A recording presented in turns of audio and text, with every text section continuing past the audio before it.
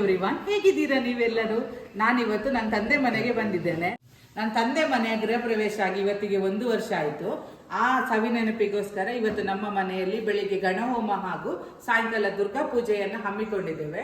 ಈಗಷ್ಟೇ ನಮ್ಮ ಮನೆಯಲ್ಲಿ ಗಣಹೋಮ ನೆರವೇರಿದೆ. ಆ ಗಣಹೋಮದ ಒಂದು ಶಾರ್ಟ್ ವಿಡಿಯೋನ ನಾನು ನಿಮ್ಮ ಜೊತೆ ಹಂಚ್ಕೊಳ್ತೇನೆ. ವಿಡಿಯೋ ಇಷ್ಟ ಆದರೆ ಲೈಕ್ ಮಾಡಿ, ನನ್ನ ಚಾನಲನ್ನು ಸಬ್ಸ್ಕ್ರೈಬ್ ಮಾಡಿ, ಸಪೋರ್ಟ್ ಮಾಡಿ.